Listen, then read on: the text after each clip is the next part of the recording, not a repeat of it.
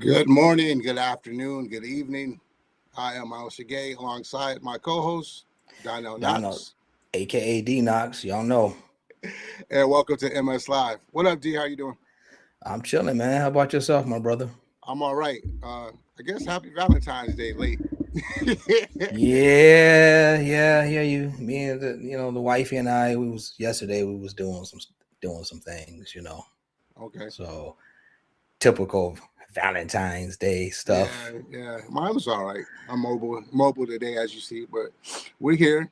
Yeah, And but did you do anything outside? Because it's cold. It's like I'm in Warsaw and it's cold over here, but I see in Kalamazoo it's also cold too. um, it's not that cold. Well, I'll say like maybe like 30, which is sound crazy, but Yeah, I know what you mean. yeah, It's like, So yeah, it was crazy, man. I went to my mom's for a little bit in Grand Rapids, hung out there, and then came down here. So tip, man. Next time, take her to the Henderson Castle in Kalamazoo I've been on there a before. on a date night. I've been there That before. can, It's pretty good. and then you can follow that up by going down to the Amish spot down in Indiana. It's about Mm, 50 minutes away. The food okay, down there is great at the Essen House. That okay. Amish food is off the chain. You can get one of them. My favorite, the uh, peanut butter vanilla. I want to say a little bit of chocolate pie. Okay. And the Joker is this. It's heavy, Oh wow. but oof. Well, I want to go check one of those spots out because I heard they got hmm like good chicken and stuff. So Man, it is delicious. They got a flea market connected with it. You can spend the whole day down there and just have a good time. word. Cool. I didn't do that. hmm I heard that castle haunted too. Well, I stayed there once, but I didn't hear nothing. I didn't see nothing. But yeah. Yeah, that's what I think. They made a few movies out of there too, Oh, okay. out That's of that cool. thing, some stuff. So All yeah, that's right. right. All right. Well, it's that time. If you like what you see, please like, share, subscribe to the channel, hit that notification button. It allows people to know that we're here, spreads the word that we're here, and gets more people to check us out. So make sure you hit that button. It's free, don't cost nothing. You're here now, just hit it. Hit it. MS Live with D-KNOX is also available on Apple Podcasts, Spotify, Radio, Amazon Music. If you don't want to see our faces, but why wouldn't you? Because I think we You look can pretty good. Yeah, you should. handsome guys. Yeah, I think so. Yeah. You can also follow us on Instagram at MS Live with D-KNOX. That's MS Live with D-KNOX on Instagram. Find us on X. I still haven't had time to do this, but I have to do this to get our own account. But for now, find us/me on X at Myles Sergé. Bert still has his job. We kind of working on that. I don't know. He's slacking. He's slacking. Roberto, what is you Robert, doing? Roberto is our intern email guy, if you want to call it that. But you have questions, comments, concerns, suggestions, email us at mslivewithdknox at gmail.com. That's mslivewithdknox at gmail.com.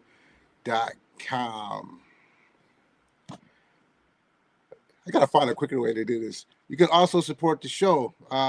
We take donations to help us get this thing moving on PayPal, mslivewithdknox at gmail.com. That's mslivewithdknox at gmail.com. Or boom, you can hit that handy dandy QR code. It takes you right to the donation page. We appreciate it. It helps us do uh, stuff. It helps us do stuff better. So you can go ahead and do that. We greatly appreciate it. And I don't have my buttons today, so we have to do it manually today. Today, we bring forth a couple of friends of ours. Well, a friend at least that met us through, hopefully friends. I don't even know what I'm saying today. Anyway, um, to You Detroit. actually trust your bank. What's that? I I was don't just know what that reading. is. Okay. Yeah. So No. today we bring forth two of Detroit legendary pioneers in this music scene. Together, they put on. I think it's the only free festival in Detroit. hmm Correct, free electronic music festival, TEC-TROIT. Yeah. So today we are grateful and honored to have on board Moses Malone and DJ Roach. Just clap it up, y'all. Get them in the studio.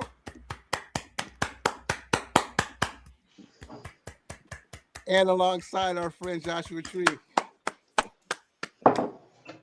Hello, people. How are you doing today? Good What morning. up, man? All right, all right. You guys looking good? You Fresh, tell me. fresh to Yeah. death. Fresh to death. Yes, you're looking good. You're looking good. So today, I don't have my sound effects thing, so it's crazy. But anyway, we always entitle the shows and give them. I'm just so out of it today. Each episode we make. What am I trying to say, Dono? What he's trying to say is we tend to name every episode with a title. So today is no different. So we also have a title for this show too. All right. What's the title, Myles? MS Live with D-KNOX Season 2, Episode 36. Detroit versus everybody with DJ Roach and Moses Malone. So, Detroit versus everybody. I Exactly. think that's a true statement. That's a statement of his own. Yes, indeed. So, right now we have Moses. Roach is going to join us later. So, Moses, we've never met. I've heard about you from a long time from different people. I've seen you doing your thing, and I most recently seen you playing live over in Germany at the Matter of Fact plant, which was pretty dope and a good job. So if you could kind of tell us, well, at least tell me and tell us about your background, how you came up in Detroit growing up, and then your involvement in the scene over there. For sure. Actually, Miles, we've met, man. Yeah. Yeah, man. Angie Linder introduced us at Speaker Box one night. Oh, that was okay. It was a Yeah, brief interaction then. very brief. Okay. I don't. Yeah, I say hi and then usually Dip. dip out of conversation. So, Okay. but yeah. Yeah, you killed it that night, actually. Um, so I don't know. I've been DJing since I started fucking around with decks when I was like 13. Um, my cousin DJ Speed, he was he came up in like the hip hop scene and like early on in the hip hop scene, and I thought it was cool as hell, and so I started messing around with that, and played my first club when I was 14. And it was kind of cool. Like it was a hip hop club, but like one of their DJs didn't show up for the second room, Mhm. and my cousin was like, "Hey, put my cousin on," and I was like, this short little fat white kid, and they were like him, and he was like, yeah, trust me. So they were like, okay, and they put me on, and um, he wouldn't let me play out of his crates. Like, and back then, man, we would take for like an hour set, we would take like 10 crates of records, and he wouldn't let me touch his records because those were all the joints he wanted to play, Mhm. and he's like, oh, you can play out of the booty crate. So I just threw down like booty all night, and like it was so much fun, man. I just been like chasing that feeling, for 30 something years now. So uh what was cool though is like I just kept playing I really gravitated towards like the booty ghetto tech stuff back Mhm. then. And you know, fast forward to like 17, 16, 17, I ended up at a warehouse party in Detroit, and Godfather was playing, and I was like, "Oh shit, man! I play all this guy's records." And at that time, I didn't even realize that most of the stuff in that booty crate was made by Detroit cats. So, Mhm. um, when I first saw Godfather playing at this underground party, it like hit me, and I was like, "Man, this scene is way different and way cooler than the hip hop scene."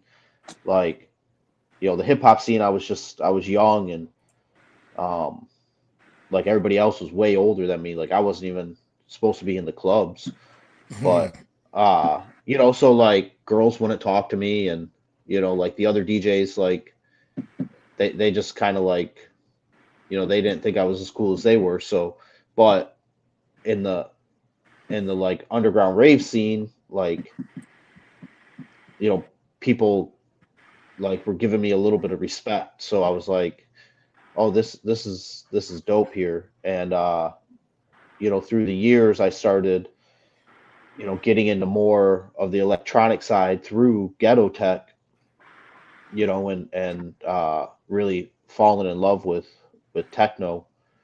Um, you know, and then uh you know, met a whole bunch of cats, met a whole bunch of like really influential techno people that like really um solidified it for me, like the DTM crew, and you know, and then eventually Roach, and you know, then the underground resistance guys, and you know, Claude Young, and it just Mhm. you know, it techno just became, you know, something that seeped into my bloodstream like slowly but strong. Gotcha. And yeah, now I'm here playing techno, working with Roach, Mhm. and trying to put on the coolest festival in the world. That's what's up, man. That's what's up. So you basically you mostly play a lot of ghetto tech. No, not no more. I mean, I will, and I love it. I still love ghetto tech. Just because it like takes me back to like my hip hop roots, but also like being able to merge like, you know, like my techno passion. So like I'll play everything. Like I don't, like Josh can attest to that. Like I don't, you know, I don't bash on any genre. I play whatever I feel like playing. Like Mhm. whatever the moment feels like, I'll drop like a pop track in the middle of like an underground set. Like I don't really give a fuck. Whatever's gonna make the people dance. Right. I think it was you were But playing mixing in Foreigner last time I saw you at Speaker Box. that's the jam. It is too. Like everyone dogs on it, but if you play it right, it comes off good. Word. Gotcha. Yeah. Gotcha. But I mean, like, you know, for the most part, like if you know, if I get booked for something, and they're like, I always ask like, what do you want me to play? Hmm. And you know, 9 times out of 10, they're like, oh, play whatever you want. Like I'm walking in there with a crate of techno, um, and you know, and I've been lucky enough to be able to amass a nice underground techno collection. So um, I usually walk over to my wall and grab a stack and hope that there's some good shit in there, and Hmm. then go throw Just down. go from there. Yeah.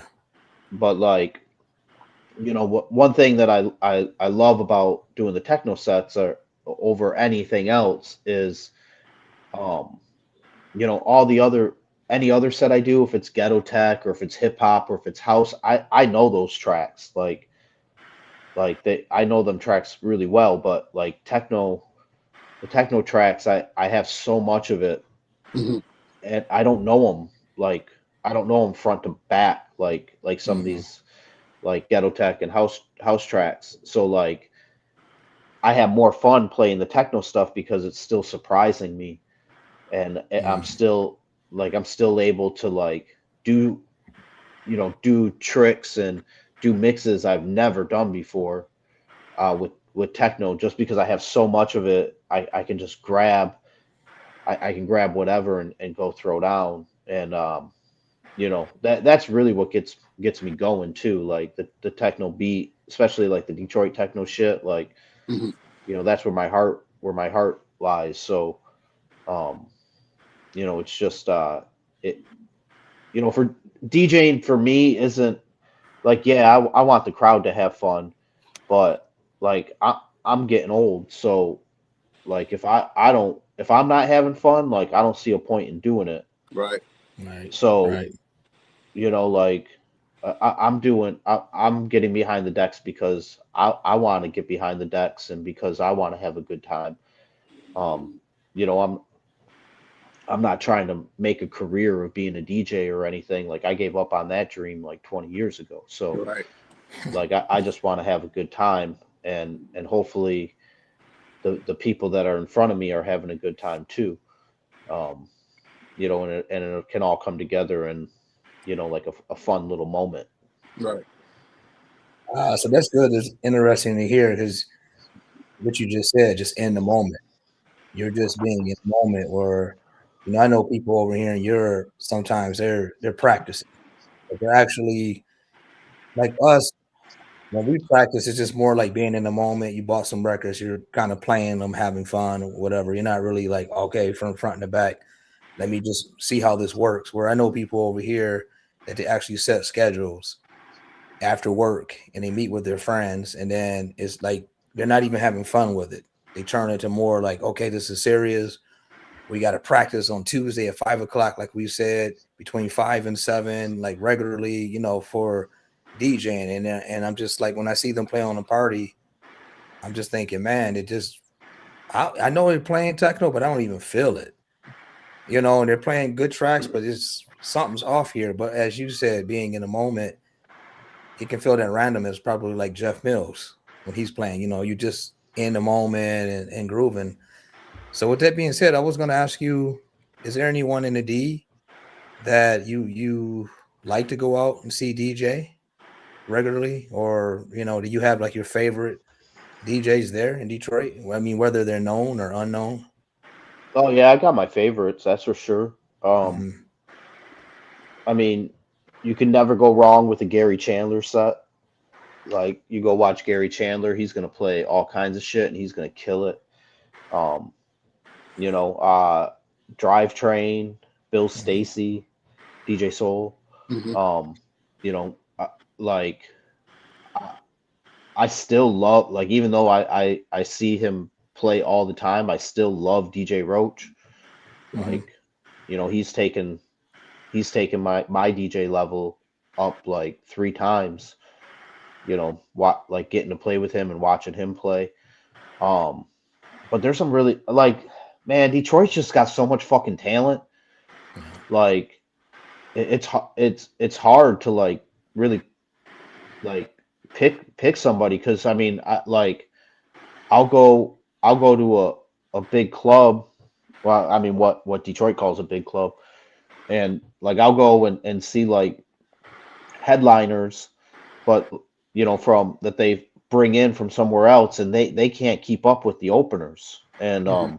Mhm. you know, and like then I'll go to like some underground shit, and like they're killing it too. There's so much fucking talent here. It's Yeah. and what's great is like now that people aren't scared to come to Detroit, like there's even more talent like flooding here trying to like you know get a little whiff of that you know what Detroit's got to offer. So um you know it's amazing. Like it's harder like when we do the lineup for TEC-TROIT, it's harder to like figure out who we're not going to book because Mhm. like there's so many good DJs here and like you know like the older DJs you know that grew up in the city and shit like you know they grew up listening to Mojo and Jeff on the radio and like my age group grew up listening to Gary Chandler on the radio and like really hearing like that Detroit style of DJing which is like no other style of DJing like you were Mhm. talking about practice and shit like you know the like Detroit DJs they just like they were constantly practicing because we had good DJs on the radio. So like, you know, you're listening to it all the time, all the time. You're listening to like killers, you know, Mhm. just on like the FM dial. So like, and you're hearing shit like that nobody else has yet, just on like the FM dial, like driving home from work. So you like it wasn't about like at least for me, from my standpoint, it wasn't about like, oh, I got to get home and practice so I'm good next week when I go play this gig. No, it was more like I got to get home and practice so I can try to do what Gary just did on the fucking radio. And like, so I would run home from work and like just hop on the decks, but it wasn't about like practicing to sound good. It was about practicing to learn something, to learn how somebody was doing something. So yeah, sorry I looped back, but man, Detroit's got so much good talent. Like if you don't come here, if you love techno and you don't come to Detroit, like what are you doing with your life? Exactly. But Like there was something you said. And I want you to take me back there because you mentioned when you were talking, you said now people aren't scared to come to Detroit, so they're coming. So what do you think happened? What do you see? What did you see that changed that made people so they're not afraid to come to Detroit now? Corporate money. Like Rockefellers. Yeah, I mean, we had a mayor. We've had some controversial mayors in the past, but our last mayor, he I guess he's controversial in some realms. Depends on who you ask. But I remember reading this article that Warren Buffett was being interviewed, and this was like maybe 12 years ago, and he told everybody all the industries if they should be investing in Detroit because Detroit has all the industry like infrastructure already in place with really cheap real estate. And then we got this mayor. We have a new mayor now, but we got this mayor Dugan, and he came in and like really allowed for industry and regrowth to come in. And we spent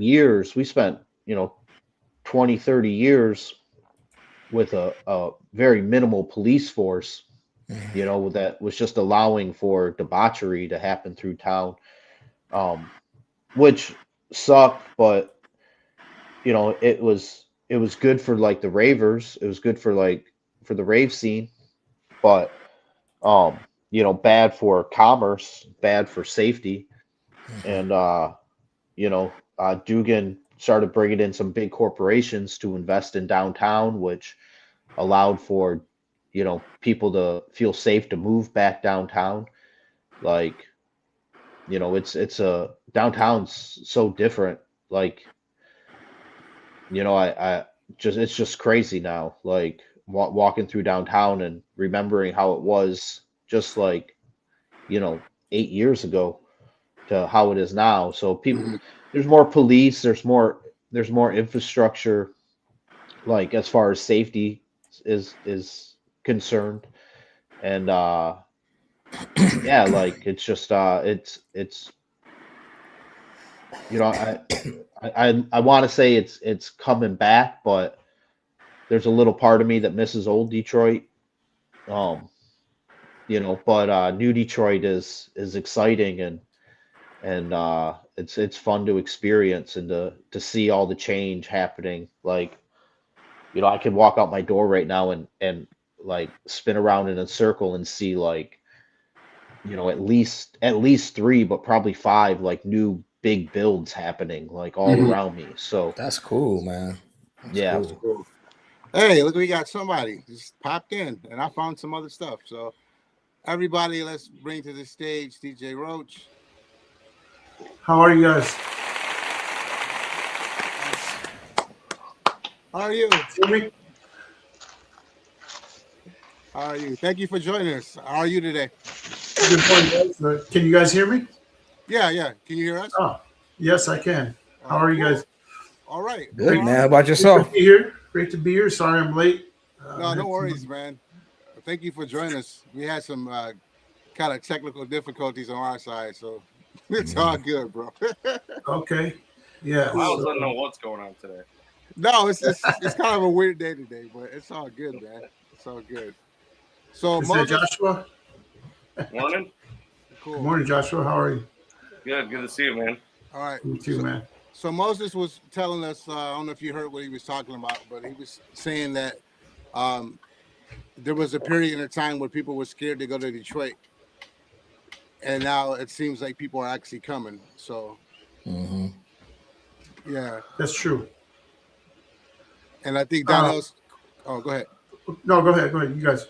Oh, you asked me a question. I think Donnell's question was like to him, what changed?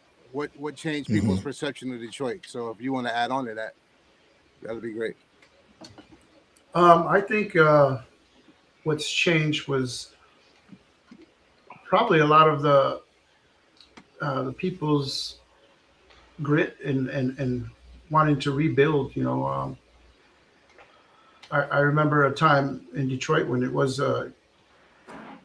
just that I'm thinking about like Campus Marshes and Capitol Park area where they were just dark and desolate, and people just got tired of it. And I think people want to rebuild, and a lot of it had to do with the right people, right businesses coming in and pitching in, and I'm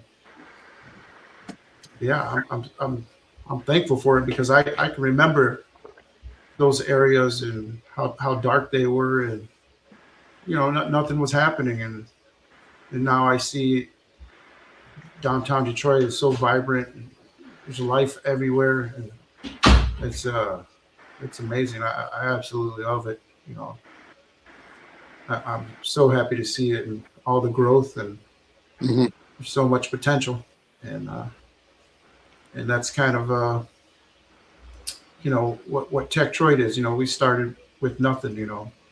Telling Moses, we started with the 10x10 tent, 2 tops and a sub on a plastic table, and now we're doing this massive production, and I got a team now, and it's just it's amazing to see, man. All the possibilities and the growth that's happening just within our organization, and so yeah, man, really happy the way the city is coming along now. That's cool. Yeah, I was going to ask you guys, since I got you both together now. So, like, what was the inspiration behind TEC-TROIT? Yeah. So for me, when I started it, it was. I remember going back to DMF when it was free, the first few years, and I missed that because once the other crew took over, they started charging, and was this like it kept increasing. Was that like the Ford? I started. Ford took over. I can't remember the whole. I don't know when Pax Hal took over or Okay.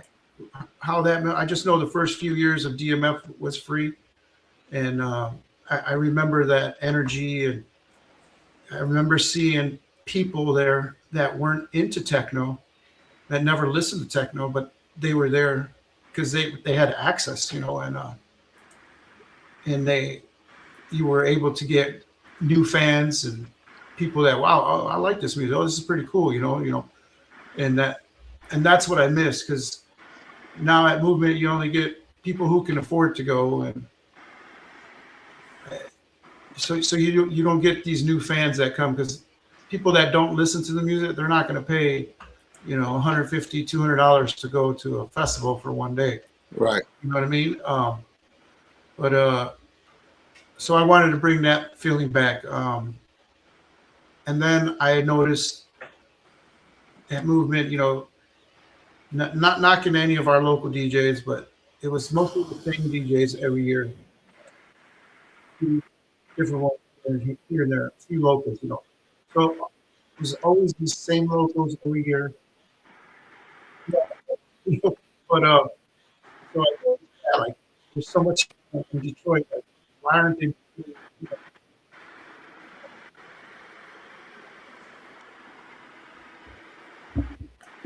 These people from overseas, because they can see that in their own countries, where they're from.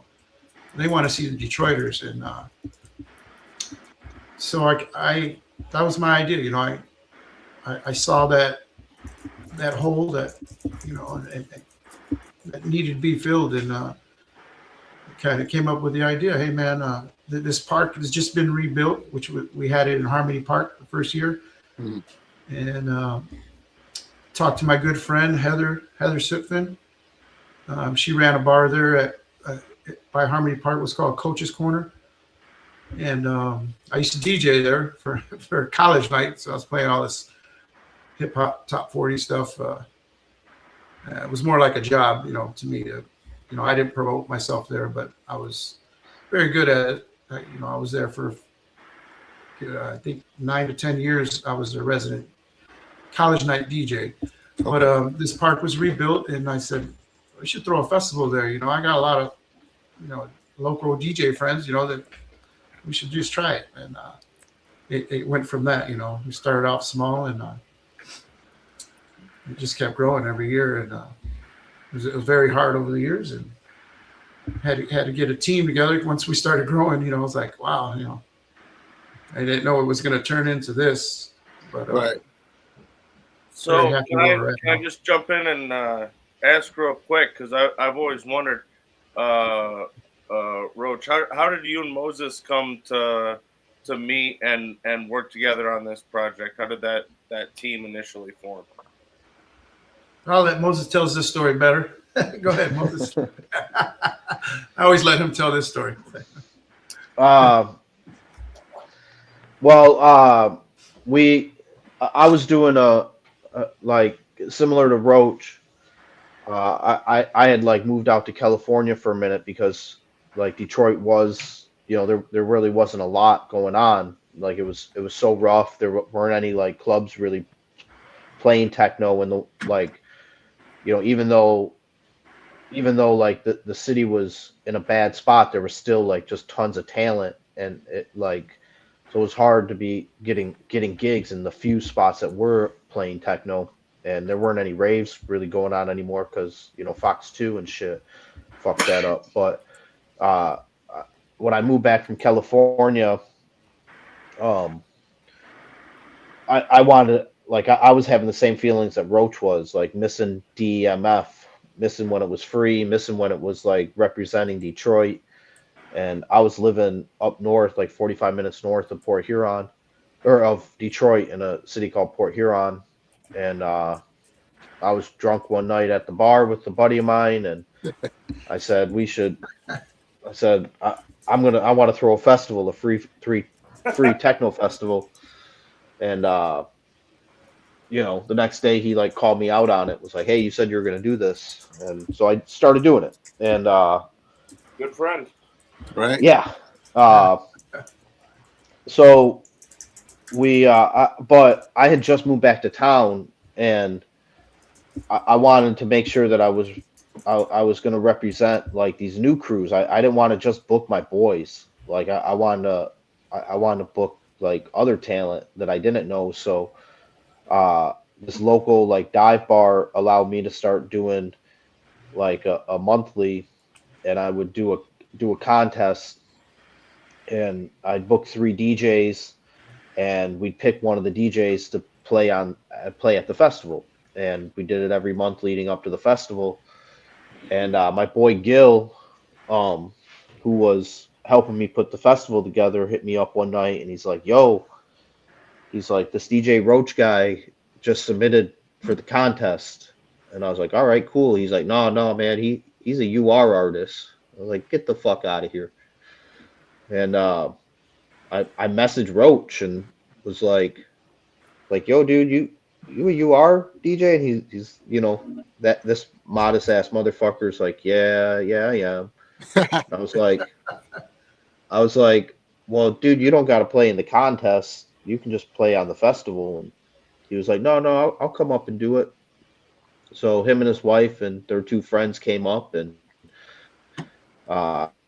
he fucking threw down, and I think I booked him every year. Mm-hmm. And he told me about the festival that he was doing, in Detroit, and you know, he liked, I think his wife liked my group better, but he liked my live group, and booking he started booking my live group, and we went down and we were playing for TEC-TROIT and having fun, and you know, I decided I wanted to stop doing my festival, Pine Groove, just because like it was popular, but it wasn't popular for why I wanted to be popular. It was popular because it was something to do in a town that didn't have a lot going on.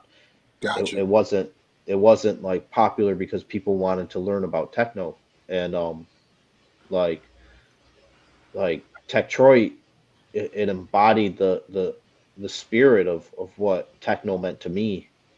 So I started offering to help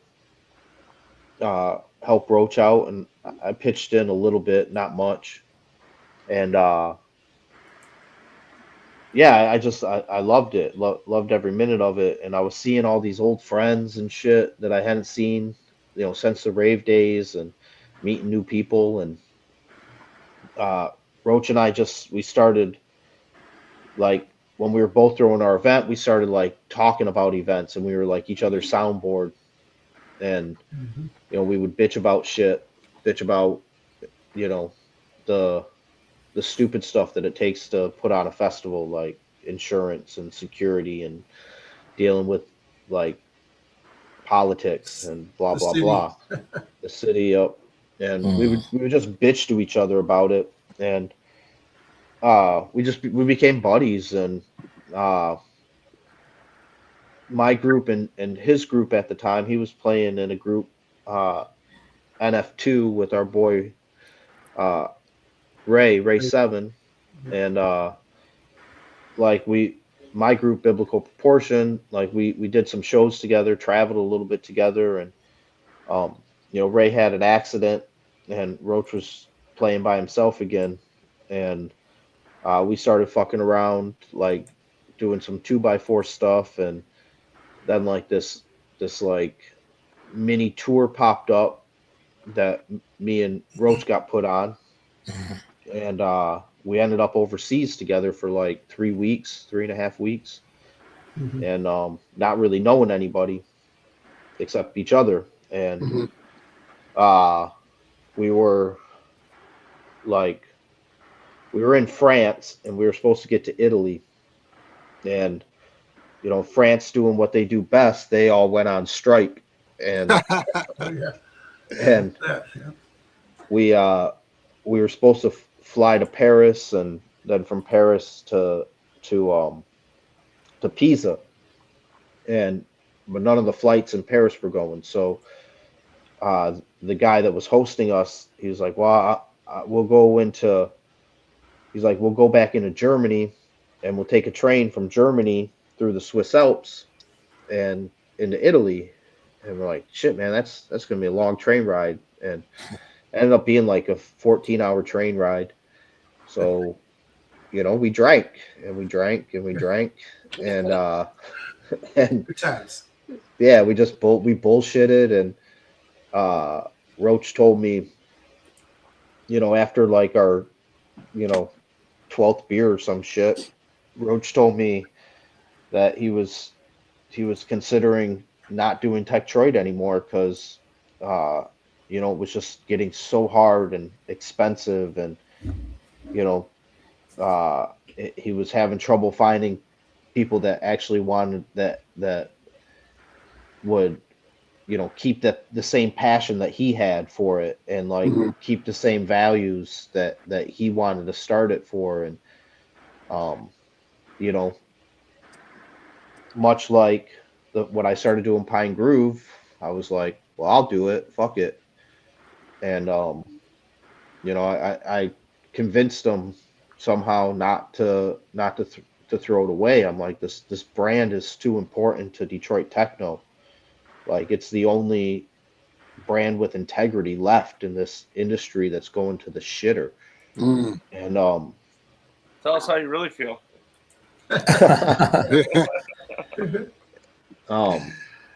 so I was like, let's I was like, I got you, man. Like, I got your back. and I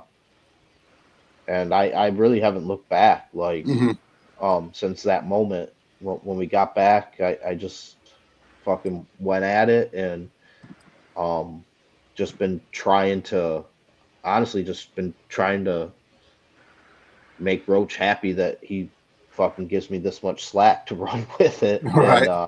And just trying to, hold true to his values, and his values when it comes to the industry and comes to talent and comes to techno. Right. So yeah, that's now we're here. Cool. Yeah, that's all that is true. All that stuff. Yeah. He said, "Oh, that's He left out one part I wanted to say. That bar I played at for that contest, it was called the Roach. Well, Roach. Oh, Roach. okay. So that was funny. Yeah, the that's Roach. why I really wanted to play there. Okay. The truth comes out. Yeah, exactly. He's like, fuck this, Yeah, fuck this event. Moses, he did talk me into it, and actually, there's been a couple times where I was in that hole, where, Yeah. I just don't want to do this anymore. I don't have the support. Everybody just sees the event. They don't know what goes on behind the scenes, and Big time. and it's a year-round thing. It's not just say a couple weeks and we're done doing it. No, it's not. It takes the whole year. Yeah. I say Especially it now, takes 13 months. 13 months Yeah, to plan. exactly. Yeah. Right. So, Yeah, go ahead. I was going to ask you, so how many years have you guys been doing the festival? And then you kind of hint on some of the things I was going to ask too about, what's your biggest challenges each and every year to do the festival? Well, we started in 2011, and we had a little break there with COVID coming around, Mm-hmm. Then we resumed and turned ourselves into a nonprofit organization. And I think some of the biggest challenges is financial support. That's probably one of the biggest things. And it used to be dealing with the city, but it's getting a little easier. We get, over time, we're learning that they like to change things a lot, but we adapt, and every hurdle they put in front of us, we just go over it, Yeah. I'd say probably the financial part is the biggest thing, biggest hurdle we got to get over. But somehow we do every year. The nonprofit organization definitely does help. Right. Okay. Well, how about for you, Moses? What do you think it is? Well, I mean, I definitely think the financial aspect is probably the hardest, the hardest part to get past, and trying to raise the money. But like Roach says, we always find the money. There's so much money out there. We just got to figure out how to move it into our bank account so we can move it into the DJ's bank accounts. But we do always find it. One of the hardest things for me is really just, kind of going back to what Roach said, is just keeping a positive mindset, and making sure that I constantly remember that what we're doing is for the better good of our community. And because we've had so many doors slammed in our face. We've heard no, we've just heard no so many times, from not just we've heard no from the city, we've heard no from venue owners, we've heard no from artists, we've heard no from sponsors, we've heard no from the fire chief, we just hear no over and over and over again. And keeping the drive, that is probably I mean, we keep it, but like Roach was saying, we we don't always have it. So I'm really thankful that we have like that I have Roach, and that Roach has me, and that we have like Angie Linder Mhm. and other members of our team that like when one of us is like feeling just beat to shit, Mhm. like we have somebody that can come in and be like, snap the fuck out of it, like we got work to do. And Yep. so that's probably been the biggest struggle for me, like is mentally staying positive to make sure that you know just suck it up and be a man. Right. Be a man, baby. Be a man. Yeah, it's a dope festival. Last year was my first time ever going. Um, I don't really frequent Detroit a lot. I haven't maybe since like I don't know late '90s, mid to late '90s. Wow. I was in Detroit all the time, but then after that, I just never went back. So I went last year. Josh was volunteering, and he was like, "Yo, you need to go check this festival out." So I did, and I actually had a good time. I was surprised with the how vast the DJs were on different styles and different things they did, and I like the setup. And I was informed that I think this was your second year at the location that you were last year, or something like that. Yeah. Yep. So Yeah. it was really cool to see. Like I was like, wow, this is different. You know what I mean? But I had a good time, man. And like the best highlight for me, like inside I guess it's the middle stage where the containers were. There was like Yeah. a band playing, like an Vintage actual. Future. Vintage Future. Yeah, Yep. that was dope. That was really dope, Yeah. man. So I was like, I never heard of them, but they were jamming, and I like that. So, um, yeah, but it was great to see. And then I ran into Angie earlier that day, and we kicked it for a little bit. And she was saying like most of the talent, unlike the other festival, it's mostly like homegrown Detroit people. All of That's it. dope. All Yeah, of that's it. dope. Okay, so that That's was really dope. good Yeah. just to see that. You know what I mean? Yeah, we have a couple rules that like we don't like sway from. The first one is you got to be from Detroit to play, and or you got to play with the Detroiter. So we do have a couple of artists that we bring in that aren't from Detroit. We try not doing more than like two or three a year. Um, but Well, they're like we shouldn't say Detroit. We should say Michigan because Michigan, excuse Yeah, me. I'm gonna say no, I know my cousin Jay played there yeah, a yeah, Yeah, few times. yeah. So Jay Denham. Yeah. yep. yep. So it's Michigan based. Yeah. That's basically what it Mhm. is. But we call all of Michigan's Detroit. The Okay. greater Detroit. The greater Detroit. Greater Detroit. There you go. Yeah. Detroit area. But like Yeah. any artist that's not from Michigan that does come in and play, like they're people that we consider like honorary Detroiters, Mhm. like Hyperactive or Sean Rudiman.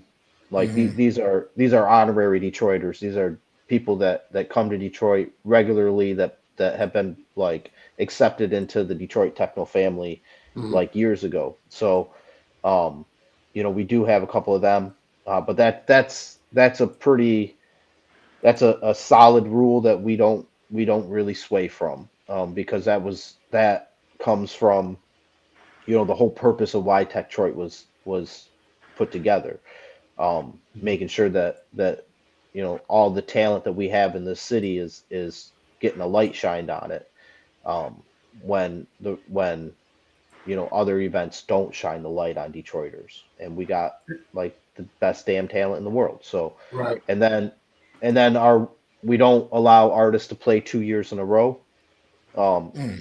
Okay. and now we do, and that goes back to all other events that just book the same DJs over and over and over and over again. And it's like I want to see new shit. I want to hear new shit. So and we do have some like we'll allow like the same artist to be on stage, but they got to perform as something different or Mhm. Mm. perform with someone different. They have to bring a different show than what they played the year before. And once again, we don't really that's once or twice a year that we'll do that. Um, because we want to make sure that it stays fresh and that we're giving props to all the talent. And then the most important, that it always stays free. Always In all stays free to the ages. public and all In ages. all Yeah. ages. Yeah. But I don't know if you touched on it, Moses. That we do allow outsiders to play out from outside of Michigan, but they have to perform with the Detroit artists. Yep. Okay. Yep. So like I performed with, was it last year? I performed with, or the year before with Irving Vasquez from Mexico City. There's been other artists who do the same thing. So, for instance, Hyperactive played with Drew last year. So, No, yeah, last year you played with D-Tune. 2 years ago you played D-Tune. with Irving. Yeah. Yeah, D-Tune. So yeah, we do allow it, but they have to perform with a Detroit artist or a Michigan artist. They got to be able to keep up with Roach or keep up with another Detroiter in order to get on stage. Yeah. There you go.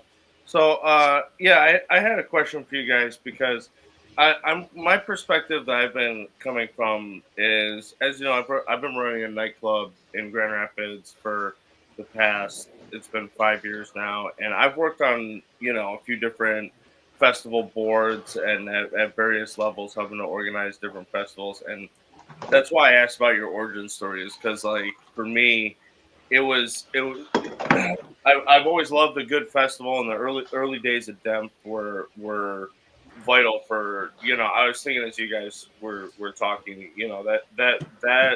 that impetus to start that festival in Hart Plaza really did change the world, and there's so many little things that like have spidered off of that those early years, but to bring it back, I never wanted to be the guy who threw the festival. I've talked to a lot of people in West Michigan about doing it at various points, and basically I've said, I'll help people with their festivals, but I don't want to try and create something where there's just so much stress on a single day. So my question is, if there was one thing other than money that you guys could like wave a magic wand and make different or easier or somehow more adaptable for the festival in the city in the coming years, what would that be? There's a few things. I think I'm thinking of I don't know if I should say this. No, don't say it. Why not? I'm going to say it. No, it's not too bad. I just think working with the bigger names in the techno industry, working with the agents, it's a tough Okay, thing. say that. But yeah, especially I don't think they realize, we're a free festival, and we don't make a lot of money, and we're getting big now, and I think they think we do, and they think we can accommodate that bill and that they're charging, and all the extras that go along with it and stuff like that. A lot of them do, a lot of them do. Not, that's just a select few. That's probably one big thing I would say. We're talking about the bigger Detroit artists, correct? Yes. And you could probably pick them out if you go back and look at our lineup and you've never seen their name on there. Right.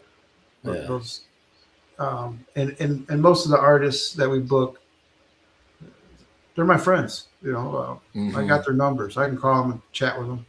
Right. Send them a message. They'll message me back. How about you, Moses? You got anything? What do you think? Well,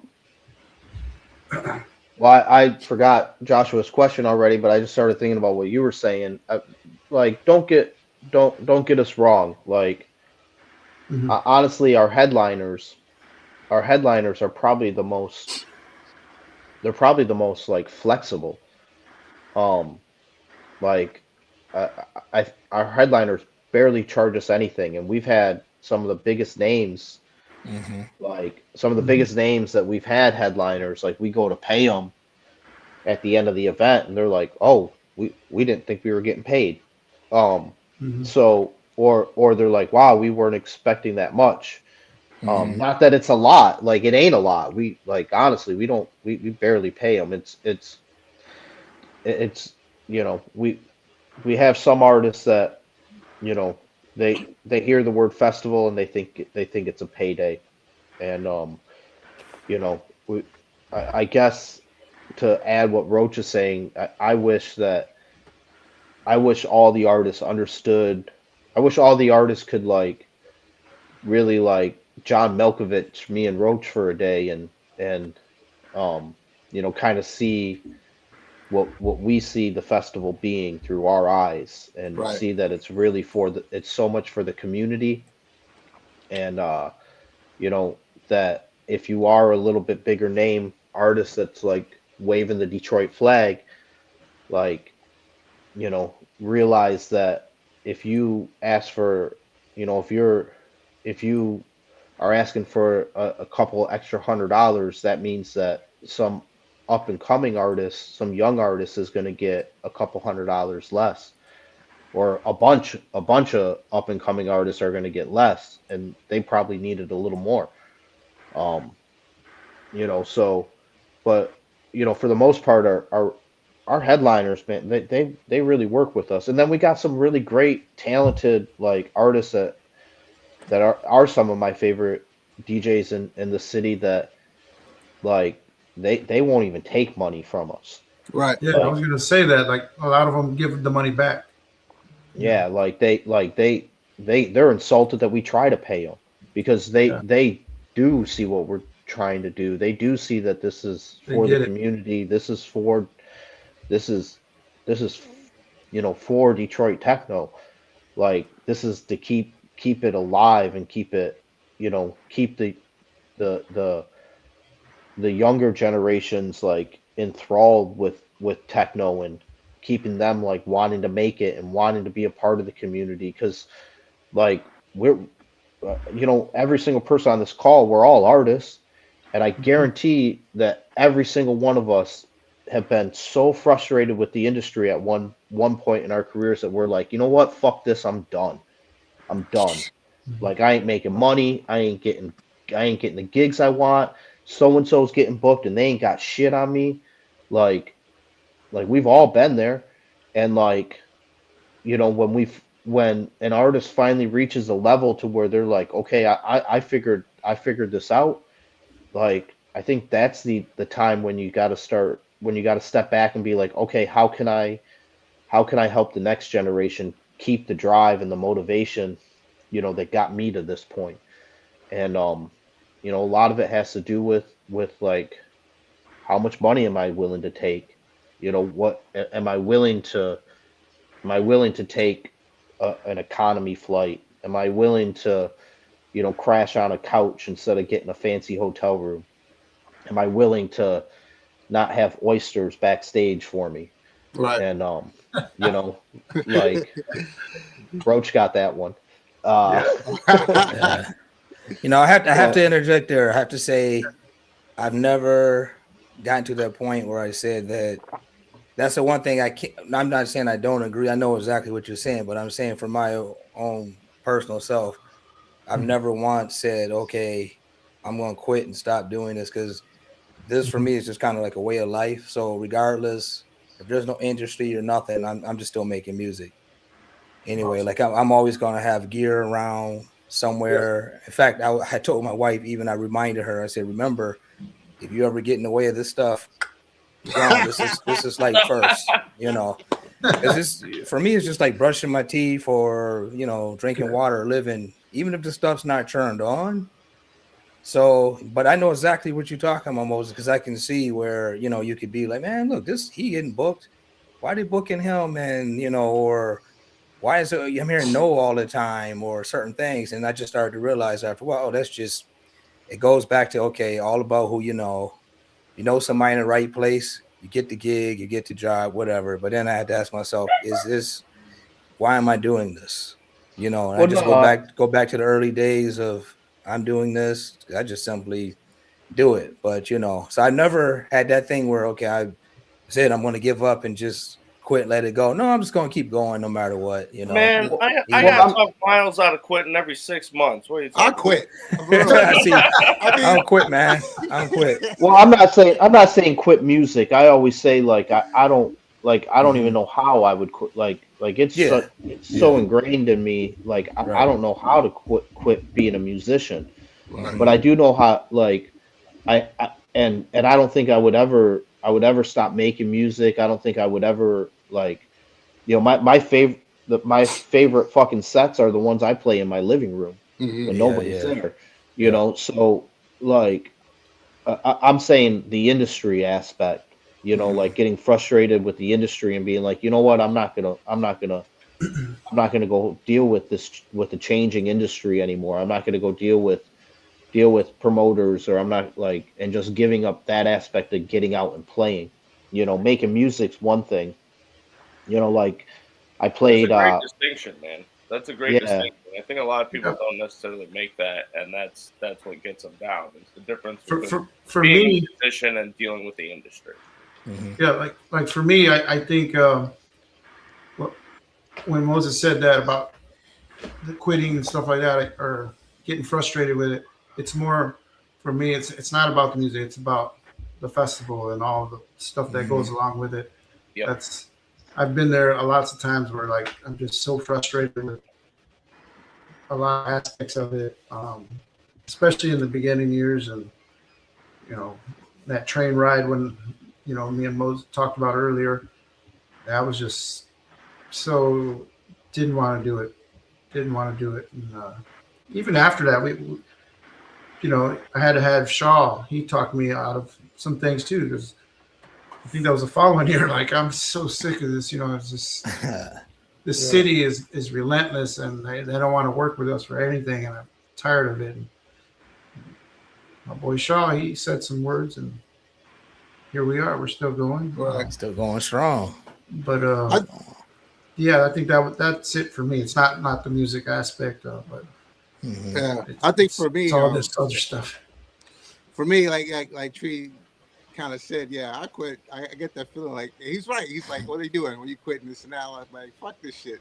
But it gets to that point for me, at least, like when you get to that point where you just don't care about nothing, like you're not trying to make something happen, and you just like D say sometimes, like it's gonna be what it's gonna be. You know what I mean? And when you got that and you accept that moment, what I've started to see, that's when stuff starts to happen in a Yeah. positive direction. Like when I'm not trying to force something to happen, I'm not trying to like, I gotta get gigs, I gotta put this record out, this and this and that. And it's like all this pressure. Once you like stop and just be like, hey, you know what? I'm not gonna be the next Carl Craig, or I'm not gonna be Richie Hawtin, or I'm not gonna be traveling and worldwide stuff. It's like I just do what I need to do, and I'm doing it for myself. Then I think something opens up and like things happen, you know what I mean? Something the universe kind of opens and say, hey, you know what? I got you. So for social tree, I'm glad I got Josh, hit me in my head sometimes, waking me up. But I think that's what it is, man. And I'm glad you guys didn't stop. And Yeah. I know it's No doubt, frustrating man. because Keep going. like so based on what I see, it's like, I think the city needs that. Especially that you're promoting homegrown talent. It's free, which I think is great. You know what I mean? And you're doing it just for the love of the music and the city and just for the people. And I think you don't see that a lot. You know what I mean? I think everybody's out to like, I gotta get this money, I gotta get this money, I gotta do this and that. And that's like it kind of takes away from, things, I think. So Hey guys, if when I go back home to Kalamazoo, all I want is gas money. I'll come play for free every time. Just give me some gas money and maybe some combos or Twix from the gas station, and I'm good.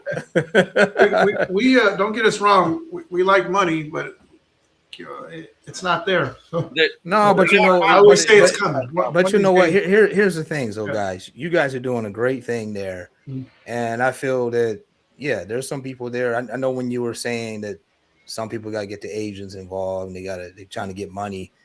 And I can't speak for everyone, but you know, I feel like people should see this thing as, man, this is a great thing, and it's not. I'm living this. I live here. It's not even going to hurt me to go and donate some time and play to keep this thing going, because it's important. And the fact that, yeah, it's not going to hurt my career either. Right. It's not going to hurt me. You know, maybe, okay, the agent's not going to have some money, but it's right down the road, and I can help this thing grow to a point where it could make enough money so that at least these guys are straight. Right. Because if you guys are more relaxed and straight, you're going to have even further ideas, and this thing could really go even further than what you might even be able to set up work, like off of the thing. You might be able to set up workshop days associated with the festival. Maybe there's some kids in Detroit that are impoverished and they need something like this. That, okay, it's a 3-day workshop with the festival. You can come here and learn how to make techno or some instruments based on the festival. I mean, it could really, really expand if people would just, hey, yeah, let me go ahead and get involved. How can I help you brothers out? You know what I'm saying? And then not just like the party is dancing, but this, I mean, it could really, really spread and help a lot of people. So I think some people there should be open, you know, shame on them. D, what I want to say too is that we do those things. I don't know if you know that we do have workshops. No, I did not know. So please don't kill me, but I didn't know. But we have lectures series during the workshop or during the festival. We teach how to DJ. We teach how to produce. That's wonderful. We have dance classes, jit classes, and so yeah, we do those things, and we also have a class once a month on vinyl DJing at Trumbleplex with the Trumbleplex. So it's not just the festival, you know. We do lots of things.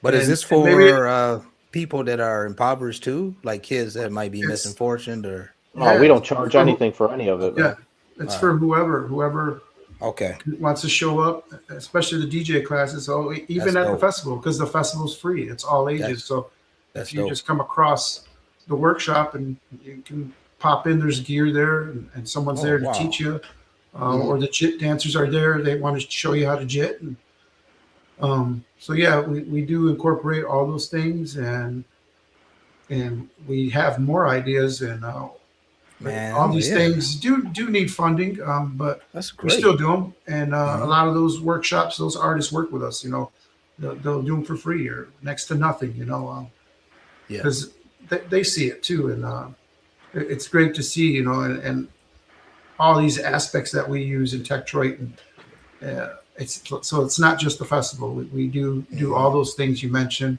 and I'm glad you said that, because you know I want more people to know that we do those things. Right. And we do really care about techno and the community and want to give back. And but I know one day I told Moses, one day we're going to get paid something. We're going to walk out of there one day, a little bit of money in our pocket. But you should. The both of you should, man. The both of you should, because you created something wonderful. I guarantee you, the day we walk out of there with money in our pocket, it's just going to go right back in. We're going to be like, "Oh, this doesn't feel right. This doesn't feel right. Let's throw a couple extra bucks to so and so for helping out." And I mean, that's what happened last year. Like, I was going to say, we did that last year. Yeah, like last year, we had a little bit of money, and now we got to pay. We should give this guy more or whatever it is, you know. So you're absolutely right, Moses. If we get paid something, it's probably going to go right. We got some money. We can invest into some vending machines. Get some more money to put back into the festival. TEC-TROIT vending machines, you know. Festival. Just pack it full of 45s and shit, 7 inches. More needles in there, right? There you go. So, how many people would you say are on the team nowadays? Wow. Well, I guess that depends on what you consider the team. Well, I knew that was where that was going to go, but I figured.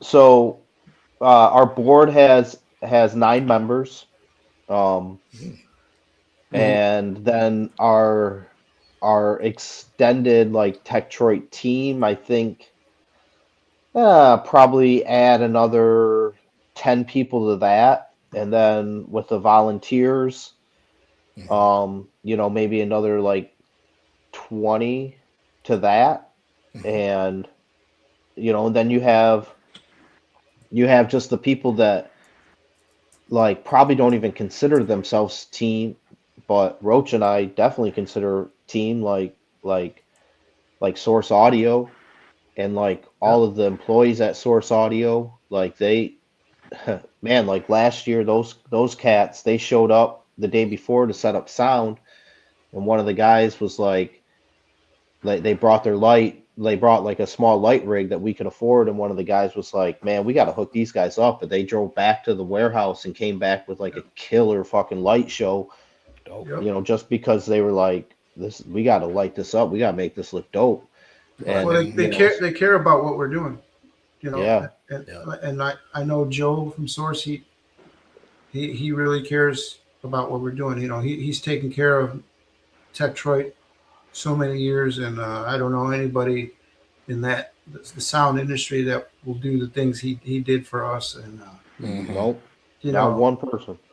no, he's such a good soul for us. And I appreciate all those guys.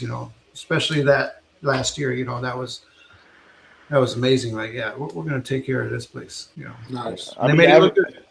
every year, man, every year Joe really just like, he seems mad at first about it, but he eventually comes through and has a smile on his face at the end of the day. Right. So, but also like the Transphonics crew, they just like That was they just amazing. showed up, like they just showed up in the middle of the festival and like threw lights up. They asked one of our like volunteers that I we're close with. They're like, hey, do you think they would mind? And Yeah, I remember that. he was like, no, go for it. And then I walked over to a stage and there was like 10 grand worth of lights set up, and I was like, whoa. And I was so busy, I didn't even like bat an eye. I just kept going.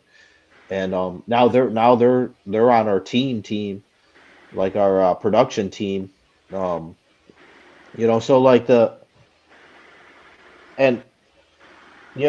I always say, that like the most important way to like contribute to the festival is to show up and participate. And I don't mean like participate by like directing traffic or like moving a sound system around or weed whacking or whatever. I mean just show up and participate. Come in, listen to the music, dance, fucking slam your fist in the air to Detroit DJ like that. That's probably the most important part. So I guess the TEC-TROIT team is about, I don't know, 12,000 Oh, wow. people. Yeah. Because Yeah. So every part counts. yeah, like the most important part is the community, the community that shows up to support us. And in that community we got some special souls that go that extra mile and pitch in on the team, like in the organization. But it's the community. The whole community is our team. It's the TEC-TROIT team. Right. Dope, That's man. cool. So how So- can people? I'll go ahead, Josh. Well, okay. So I was just thinking another question, kind of about, so people can understand a little more about like what goes on. Be the things people don't see, and the work that goes into it. If I don't forget my specific question here, it was just about the facilitation of the festival, and how we've talked a little bit about your guys' ethos and the TEC-TROIT idea of how you guys keep it free, and we were talking about Source Audio and the different people who contribute to that. But I just want to dive a little deeper into it so people understand, like, how hard is it not to take sponsors or start charging, because I was a part of I was playing in the booths at Movement, or well at Demph, as they put the gates up, and it went from being free to, and I remember the last years that it was free, were not its best years. The festival was going down hard in those final years that it was free, and I was worried it wasn't going to happen anymore. And I think that's where they started charging because they needed to fund it. And so I know what those challenges can look like. So, what are some of the things that you guys have had to do over the years to keep to keep the dream alive, to keep it free and keep it community based? Well, the one thing I can say is TEC-TROIT's not for sale. So, I've had some big corporations whatever approach us and want to participate and offer a dollar amount to me, and but it comes with something. We'll be in charge of your artwork, or we want to book some DJs. It's like, no, that ain't happening, and they'll be able to offer you more, and I'll be like, no, it's not happening, and then they'll say, well, what do you want? Throw us a number. These are six-figure numbers they're throwing out to us, well, to me, and I said, no, man, we're not for sale. If you want to participate in it and help us, that's awesome, but we're not selling our soul. We're not selling the logo. We're not selling the artwork, and you're not booking any EDM DJs, anything like that, and I think that's why we're here. Like, it's really hard to find that big corporation that's willing just to help us, and see this festival succeed. But I think they're out there. We just haven't found the right person. It's not the right time, I always say it's going to happen in God's time, and I tell Moses that all the time. So I like I always say, TEC-TROIT is not for sale. That's what I can say about that. Right. I love that, man. TEC-TROIT's not for sale. So all you listeners out there, it's not for sale. Don't even try to buy. Don't even try to buy. And as long as I'm at the helm, we'll never charge. It'll always be all ages, and I'll always want new people coming to now Roach, music. With that being said, you and Moses better get some security, because if it's not for sale, and the big developers, the story. Anything we got to do to take them out to get it. Well, I think they've been trying. There's a couple other entities out there that are in the same realm that we're in, and I believe that they've been trying to stop this movement that we're doing. TEC-TROIT, but they can't. Because it's by the people, and they're not going to stop the people. Yeah. Amen. Mm-hmm. That's dope, man. That's dope. Yeah, word. Thank you.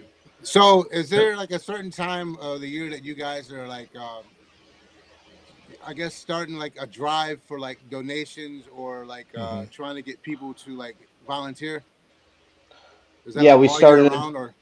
Yeah, we started in 2011 asking for money. Hasn't stopped. And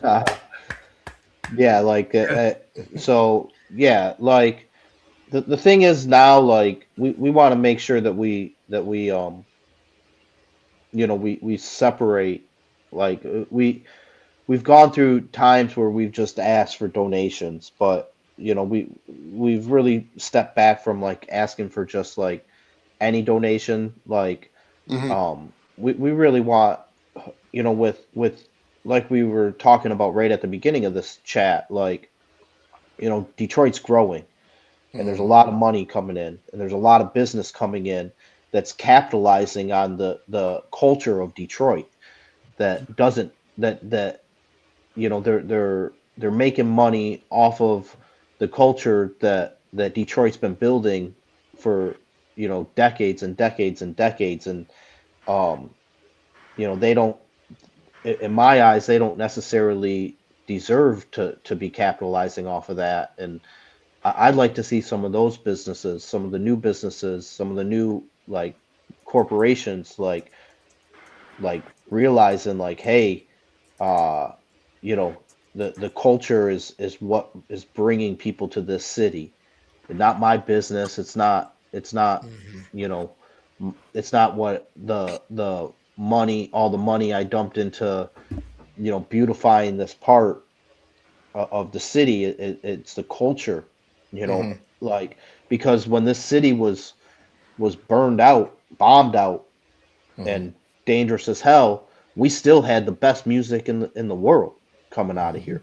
So, like, I really hope that the corporation aspect of New Detroit really understands the value of keeping the culture not watered down, keeping the culture pure here in the city, and realize that, you know, that's what TEC-TROIT is standing for, is keeping that authenticity in the culture of the Detroit underground.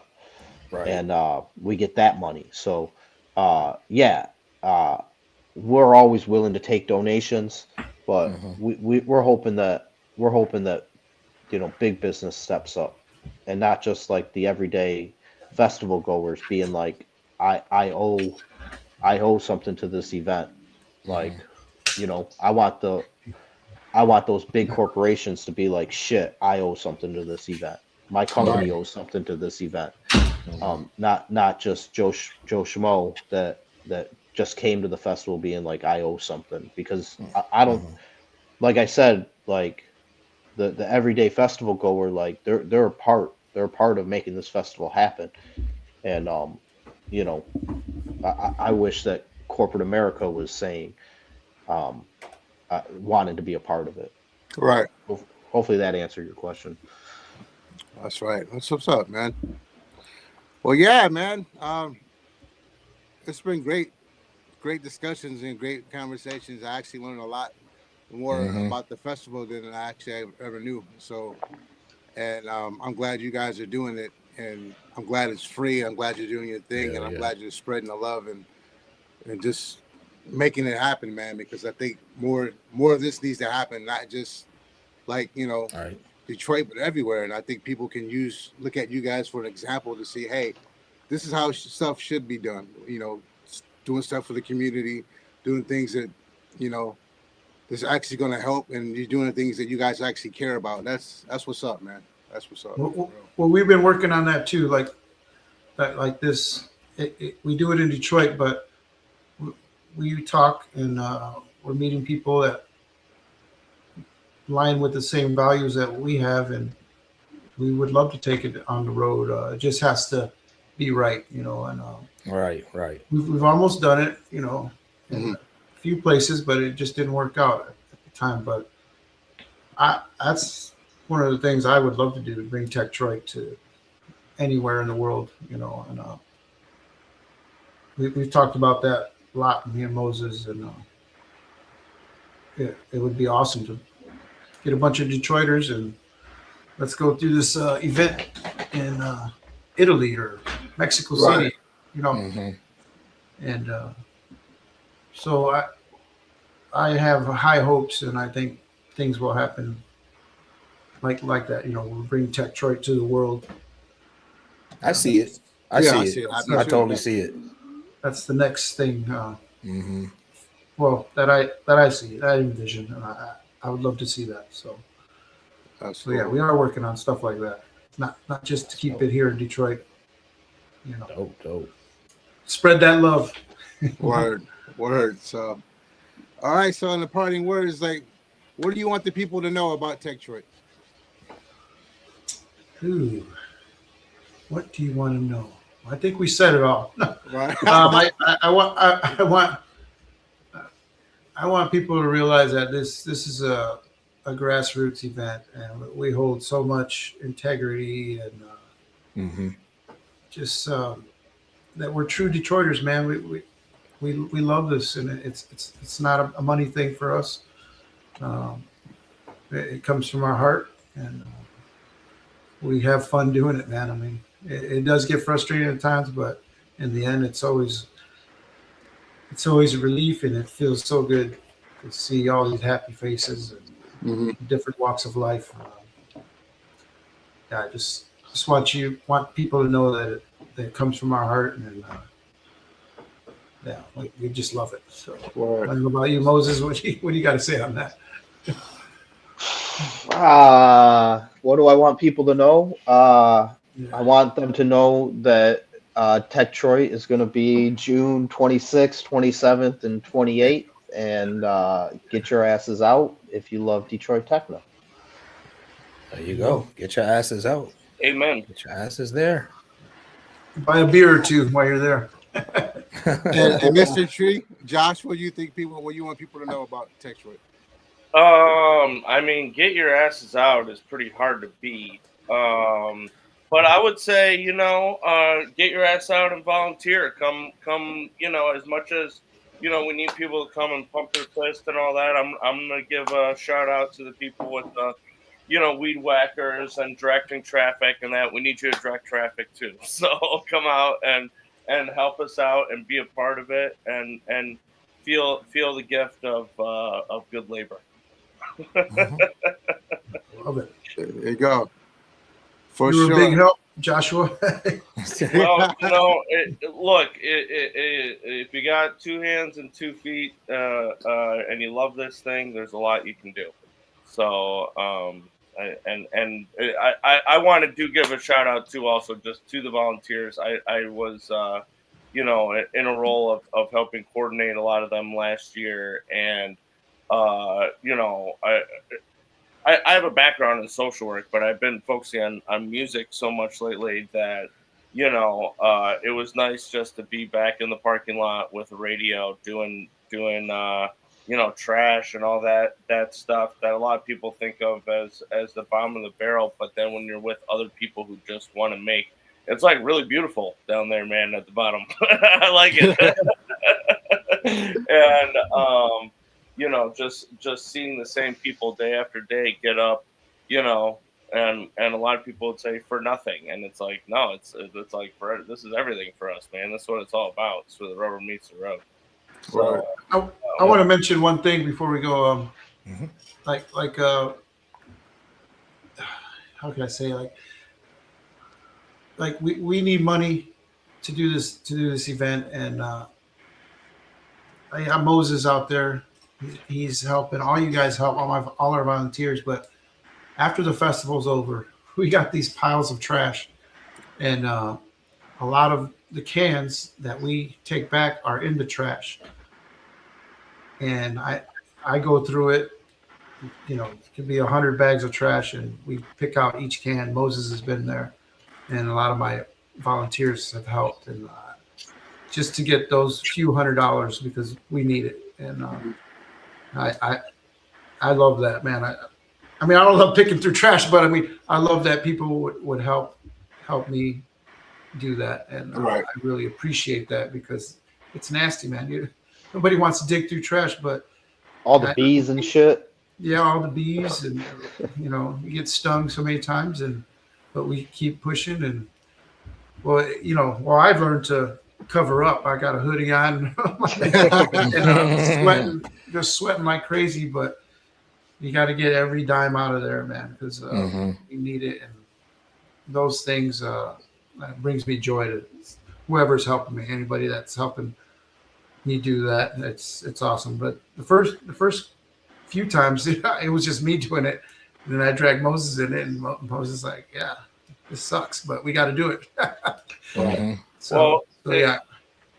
Yeah, if anybody listening got this far and didn't realize that, what we said earlier is that this is the festival in town with integrity. I mean, I think that's just that's what's made, given me the attitude that I have. That's like, whatever you guys need, let's make it happen. And we don't have that magic wand to change the city. I wish we did, but at the same time, we all know that if you want real change, this is the kind of hard work that it takes, and the type of drive that it takes. Real change doesn't come from magic. That's true. So, yeah, it comes from people like the ones on this call. So just appreciate the festival, and glad we could bring everybody together today. My two worlds are kind of intersecting right now to get the interview together. So I appreciate everybody coming out and doing it. We appreciate all Yeah. you guys. Yeah, For man. sure. Definitely. So Thank you, people, guys. so people, if you're watching, go. Oh, what happened? Spotlight's on him this time. Your turn. Yeah. Hold on, let me back up because that was Yeah. let me try this again. Hold on 1 second. Oh, there we go. And I can't hear what's going on. I don't know if you guys can hear me now, but if you can, people going over to the TEC-TROIT website, www.TEC-TROIT.com. Go check it out. I think you can go there and find out all the social links. There should be something there. I do believe that you can go there and support and get all the information and make sure you do that. Awesome. Yeah. So did y'all hear me? Because I couldn't hear nothing. Yeah, that worked. Yep. Yeah, I heard you. Okay, word. See, technical difficulties, but it's all good, man. It's all good. So, all right. Thank you, guys. Thank you, Myles. Let's give it up. And hopefully I'll see both of you guys soon. Moses, sorry I didn't remember meeting you, but now I know. And Actually, want to give a shout out. I want to give a shout out to Raul Compressor from Chicago. We're doing a fundraiser tonight here in Chicago, and we're splitting the profits from his nonprofit and our nonprofit. So whatever we make from that, it's going to go directly to TEC-TROIT. So big shout out to Compressor. We're going to be throwing down at Baseline in Chicago today. When you see Thanks, him, Raul. tell him I said hello, because actually we kind of missed communication about a week ago, and I got to get back to him. So tell him I said hello, and I'll be getting right back to him soon. Yeah, I'm in the studio right now. This is word. That's a nice studio you sitting in too. Oh, yeah. I was about to say. Yeah, that's not mine. I wish it was. You got the Jeff Mills signed 909 back there. Oh yes. okay. Yeah, it's pretty dope. But yeah, I will tell him. Grab that, man. That'll pay for TEC-TROIT right there. I know. Hey, if he hears it, he will sell it. But yeah. So he did tell him I said hi, but he took off for a minute. He'll be back, but I'll tell him you said hi, man. All right, word, cool. Let's give it up one more time, y'all. Okay. Roach See and you guys. Moses. All right, I'll get with you guys soon. All right, thanks, guys. All right, thank you. Peace. Thank you, Tree. Yes. Thank you. Thanks for that. Thanks for setting that up. Yeah, man, Hey, that was good. you know, it's about connections. Exactly. So what's going on with you, man? Oh, what's going on with me? Well, you know, I gotta plug the residency. Speaker Box is still home base for me over here, so I'm playing this Friday, February 20th, with Jesse James Woods, who's Detroit legend and original in his own right. Night Sneak Entertainment did so many different banger parties back in the day. That's his group. He had a killer live set at TEC-TROIT last year, and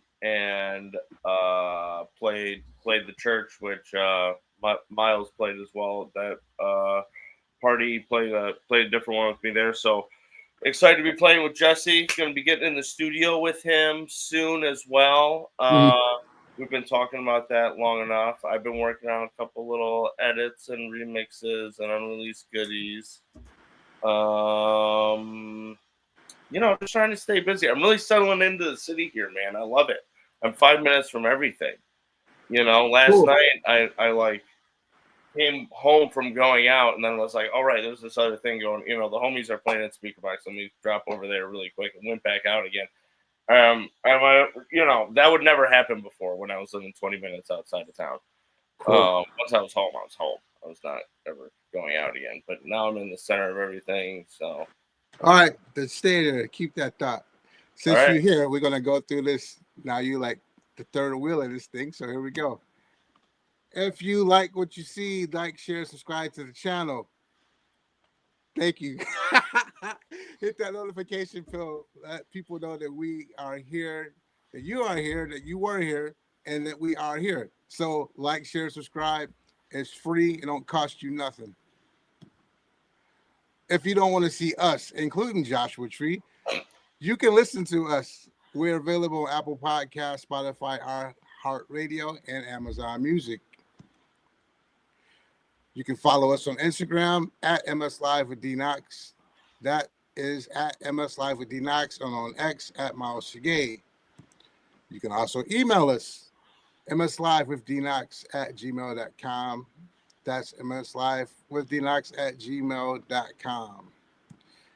Like we said earlier when we first started, you can support the show. We take donations via PayPal via PayPal.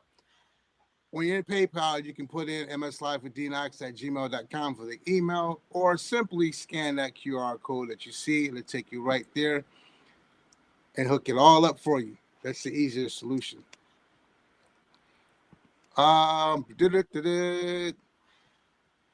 So we also are available for bookings. We both DJ and all that stuff. And this is not going well today, D. You're doing great, man. You're doing great. You can hit the good folks up at Stelar Bookings for Mr. D-KNOX. See that lovely guy? See that smile? See that picture? There you go. Stelar Bookings. Stelar Bookings, www.stellarbooking.com. You can email them at booking@stellarbooking.com. This is not, I got to fix all this. Anyway, excuse me. Also, D-KNOX, owner of Sonic Mind Records. You can go check him out and check their Bandcamp page out. Sonic Mind Records Bandcamp is sonicmind.bandcamp.com. Check it out. Go support. And hey, it's me in my old picture, but there you go. I also DJ and produce and all that good stuff, and you can reach me and hit my agency at Position 2 Bookings. That's position2bookings.com. You can email them at info@position2bookings.com. Again, I also have a podcast that I do kind of every month or close to, I don't know, somewhere in the podcast, as you can see in my hoodie. Go check me out on SoundCloud on my SoundCloud page, or hit that link below.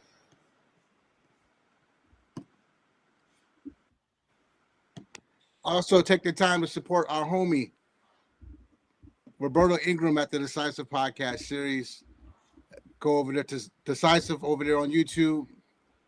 Check him out. Like and subscribe to the channel. We greatly appreciate it. And make sure you tune in next week for the next show, February 22nd, 2 p.m. Eastern Standard, 8 p.m. Central European Time. We have Flaws in the building. So make sure you don't want to miss this, and make sure you come join us. Whew. It's been an interesting show today. Yeah. Being on the mobile thing is a little different because everything's not set up how it should be, and I'm used to I could boom, boom, boom. But we made it happen, man. We made it happen. Quick comments.